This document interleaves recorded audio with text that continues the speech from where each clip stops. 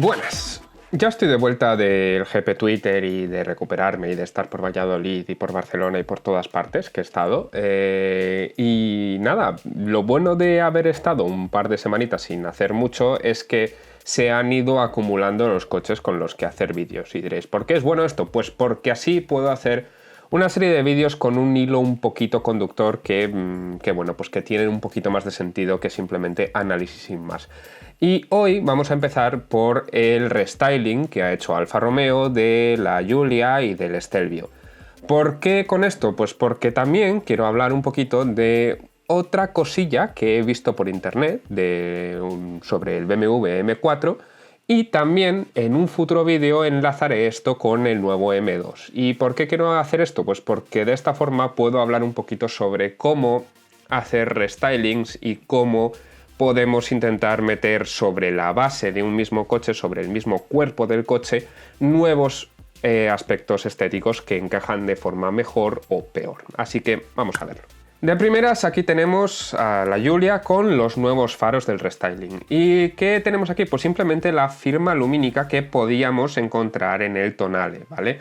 ¿Qué es lo que pasa? Yo hice un vídeo hace un tiempo sobre esto, sobre cómo se vería la Giulia con los faros del Tonale, ¿vale? Hice un Photoshop así en tiempo real de lo que habíamos estado hablando con Guille, os lo dejo ahí si no lo visteis. Y ¿qué pasa? Pues que en este vídeo yo lo que hice fue coger directamente los faros del Tonale, que los tenéis aquí, y ponerlos en la Giulia. Esto no ha sido así al final, y simplemente nos hemos conformado con esto, con la firma lumínica del Tonale, es decir, con los tres focos así por separado, que bueno, es algo un poco clásico de Alfa Romeo, como pudimos ver en el 159 o originalmente en el SZ. A mí el SZ simplemente no me ha gustado nunca, ¿vale? Esto es un coche muy polarizante, a mí de proporciones me mata un poco, la verdad, pero el 159 me encanta, o sea, me alucina. Entonces me alegro que estén tomando esta firma lumínica así con tres elementos separados, y me parece que tiene mucha personalidad y que se ve claramente Alfa Romeo. ¿Qué es lo que pasa? Alfa Romeo aquí ha optado por la opción barata, que es, en vez de diseñar un faro por completo, completamente nuevo, porque al final para este tipo de restylings tendríamos que haber cogido este mismo corte, porque la aleta no la iban a cambiar, y tendríamos que haber metido aquí el resto del faro pues de una forma un poquito, bueno, pues como la intentáramos cuadrar. ¿Qué es lo que pasa? Desarrollar un faro nuevo cuesta muchísimo dinero porque implica cambiar todo lo demás. Lo que pasa es que en un restyling sí que normalmente solemos cambiar el paragolpes, entonces choca un poco que quizá no hayamos cambiado el paragolpes y sí los faros, aunque sea simplemente por dentro. ¿Qué pasa? Alfa Romeo no está vendiendo muchísimas Giulias, lamentablemente, ni muchísimos Stelvios. Entonces, ¿qué tenemos aquí? Pues que no se han querido gastar el dinero en reformar todo esto y simplemente el dinero ha ido a lo que quizá canta un poquito más, que es un poco la firma lumínica y luego el interior, que ya veremos dos o tres detalles que realmente marcan un poquito la diferencia para modernizar el coche. ¿Qué es lo que pasa? Que el faro inicialmente estaba pensado para tener este proyector aquí de xenón, y entonces por eso tenía esta caída aquí y luego nos dejaba aquí esta luz diurna, que a mí personalmente me molaba muchísimo cómo quedaba. O sea, a mí este detallito ahí de la luz diurna me parece que quedaba muy chulo, sobre todo cuando estabas más o menos a oscuras, ¿vale? Que simplemente se veían las diurnas, cuando solo estaban encendidas las diurnas, y me parece que quedaban chulísimas, porque tenían esta forma de flecha. Si hubieran extendido la forma de la diurna un poquito hasta el final, pero con el mismo detalle, me habría parecido chulísimo este faro, la verdad. No fueron tanto y simplemente cortaban ahí en el proyector de xenón, pues bueno, pues porque no cabía más, y la verdad es que me molaba mucho, en principio porque me recordaba un poquito al concepto al Dueto Tanta, entonces pues me molaba cómo quedaba esto estéticamente. Pero lo que pasa aquí es que, bueno, pues este faro estaba con la forma externa hecha para esto.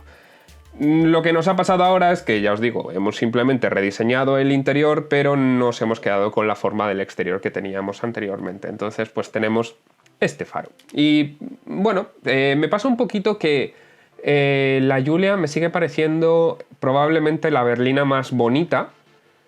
Y con este detalle, me parece que tiene otra vez esa misma sensación que me deja que sí, es la más bonita, pero podría ser mucho más bonita, con 4 chorradas. Entonces, con esta actualización se ve más moderna, va con el resto de la gama, pero podrían haberlo hecho un poquito mejor, sin ser feo, sin quedar mal para nada. Lo podrían haber hecho, se podrían haber gastado un poquito más de dinero. ¿Qué es lo que pasa? Pues que no vendo lo suficiente como para justificar ese gasto, entonces pues lo hemos dejado así. Han hecho lo mismo con el Stelvio, ¿vale? Han cogido y han metido aquí simplemente la nueva firma lumínica. En este caso tengo menos queja porque, sinceramente, la firma lumínica anterior que tenía el Stelvio me gustaba nada las luces diurnas, cómo quedaban. Porque sí, la idea del faro era más o menos la misma, pero la diurna así simplemente en una tira me recuerda a las primeras diurnas que se hacían, ¿sabes? Que simplemente seguían la forma del faro y no aportaban nada más.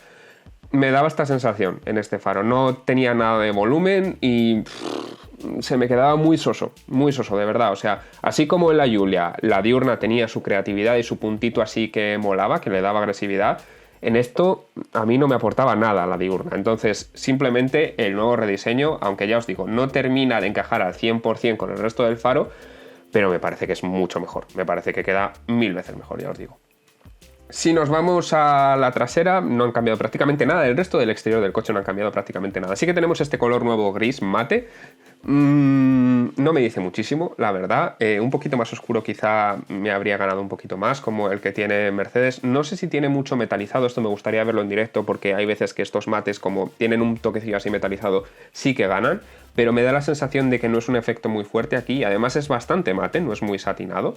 Si recordáis, tengo un vídeo sobre los acabados de las pinturas, os lo dejo ahí, pero en este caso tiene muy poco brillo y me parece que un poquitín más quizá le habría dado un poco más de gracia a las formas que tiene, porque son bastante esculturales en la Giulia. Y una vez más, esto en directo habrá que verlo porque, bueno, pues ya os digo, suele ganar este coche en directo. Y si nos vamos al interior, pues tenemos el detalle que os decía, todas las fotos de Alfa Romeo son oscurísimas, o sea, yo no sé por qué, y esta del interior no es excepción, pero tenemos el detalle que os comentaba antes que necesitaba ya Alfa Romeo, o sea, lo necesitaban ya de ya, y es meter aquí una pantalla completa, ¿vale? Meter ahí pantalla entera para que fuera esto, todo así una pantallica, y es el toque moderno, es que todos los coches lo están haciendo, y de repente ver unos relojes físicos ahí, se quedan viejos. Es lo que pasa y es lo que digo siempre, si son unos relojes que te ha hecho Rolls-Royce, por ejemplo, y que tienen ahí un detalle en las agujas increíble y que todo parece de relojería suiza, es increíble y queda chulísimo. Pero un reloj normal, porque eran normales los que utilizaba aquí Alfa Romeo, no tenían nada de especial, pues sinceramente para eso me parece que queda mucho mejor la opción de tenerlo digital. Entonces eso es el detalle que yo creo que gana bastante. Otra cosa que me llama la atención es que la pantalla esta, que siempre he dicho que va súper bien integrada, porque tienen el cristal como un pelín oscurecido, entonces me gusta porque cuando está apagada se entiende como toda esta forma y queda algo un poquito más integrado en el diseño del coche, ¿vale? No queda tanto como una pantalla así cuadrada, puesta, sin más. ¿Qué es lo que pasa?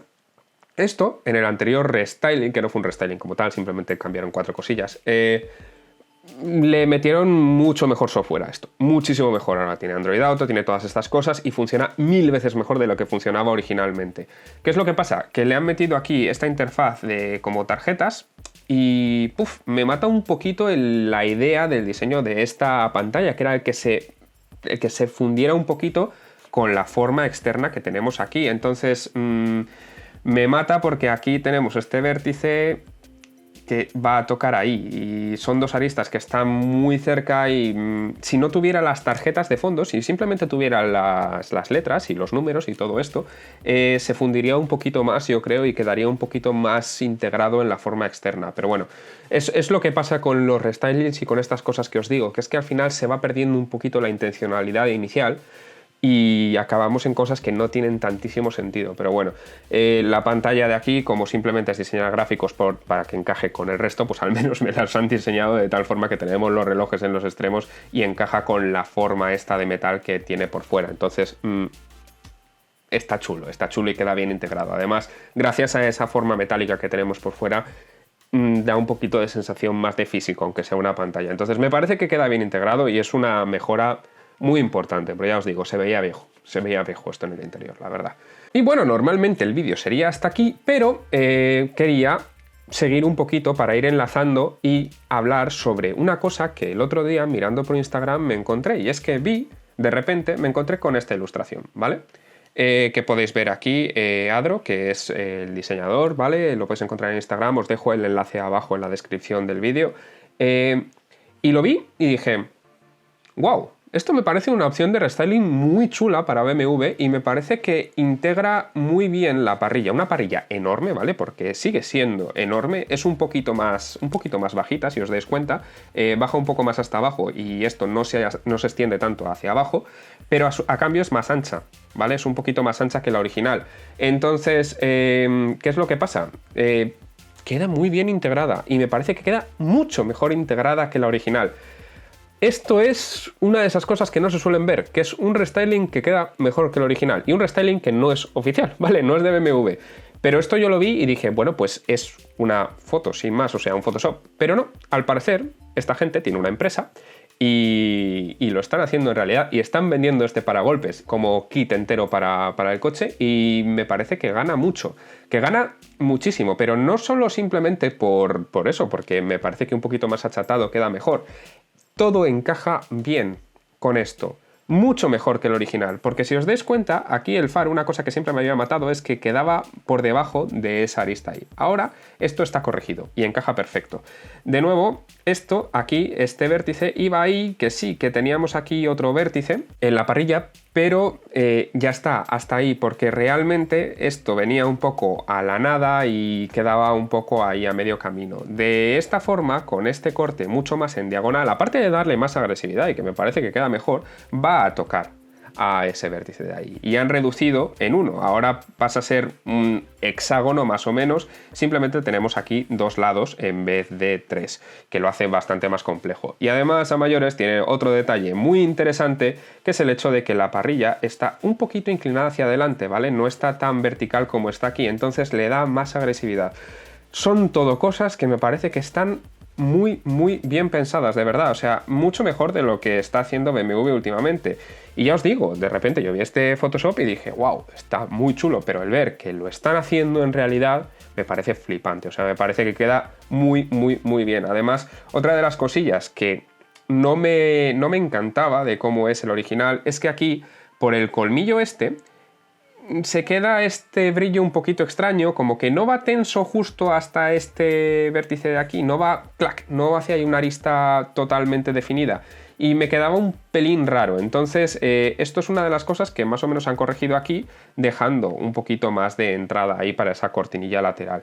Al parecer está bastante bien estudiado aerodinámicamente esto y le queda bastante bien. Otra de las cosas que me parece que mejora bastante es que esto de aquí, esta zona de aquí se me quedaba un poquito frágil en el original, quedaba un pelín delicadito y aquí le han dado mucho más grosor y mucha más fuerza a todo este planito aquí, entonces me gusta cómo queda. Otra cosa que me gusta mucho y es que no me gustaba nada en el original son las lamas estas aquí en horizontal, que me parece que le dan, y lo he dicho siempre, mucha estaticidad al coche. Es un coche muy deportivo, es un coche que busca agresividad, no necesitamos hacerlo estático, necesitamos que quede más dinámico.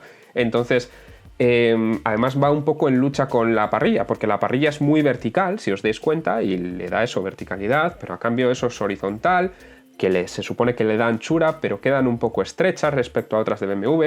Esto tiene más coherencia, simplemente tenemos ciertos elementos que sí que son horizontales, ¿vale? Que es que los tiene que tener para dar esa anchura, pero gracias a la anchura extra y a todo como está hecho de una forma un poquito distinta, me parece que encaja mucho mejor. Sí que es verdad que, si os dais cuenta, no hay aquí matrícula y eso, pues, hombre, queda bastante mejor.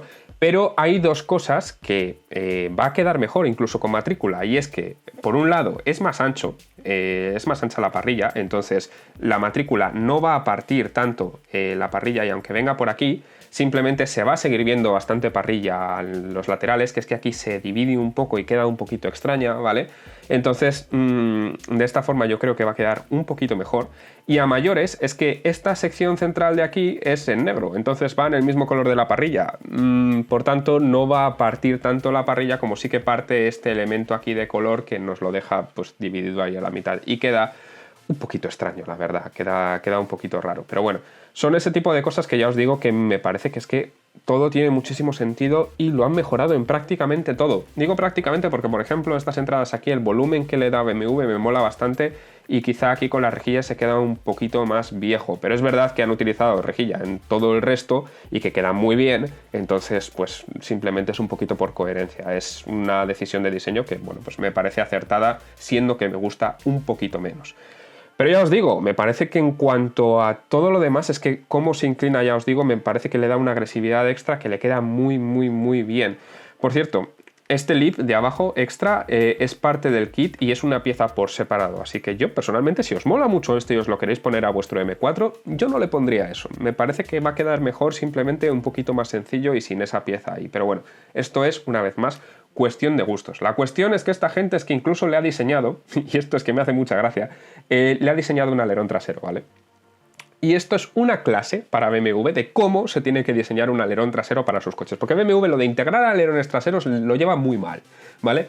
¿Y qué es lo que pasa? Es que aquí han hecho una cosa que parece un poco obvia, ¿no? Que es que el hecho de que en un coche que tenga cola de pato de por sí, ya un poco, no llega a ser cola de pato esto, ¿vale? Pero tenga este tipo de trasera que de repente sube un poquito, no le puedes meter endplates aquí en el alerón trasero, porque es que van a quedar súper raros. Bueno, ese que he dibujado no parece ni tan mal, pero es que van a quedar raros. Entonces, ¿cuál es la mejor forma de hacerlo? Un plano sencillo que copie simplemente la forma de esa cola de pato y le dé un poquito más de ángulo. Está súper bien integrado y además los soportes son bastante chulos. Son así en cuello de cisne, pero llegan hasta atrás en el capó también. De verdad, este alerón está muy, muy, muy bien diseñado y la gente de BMW podría aprender algo en cuanto a integrar alerones, porque es que de verdad que lo de integrar alerones lo ha llevado siempre muy, muy, muy mal. Pero bueno, me despido aquí del vídeo, pero ya os digo, para la próxima semana o dentro de 2 hablaré sobre el nuevo M2, porque todo esto que he dicho ahora sobre integrar formas y que todo encaja y que todo tiene mucho sentido, esto no lo tiene.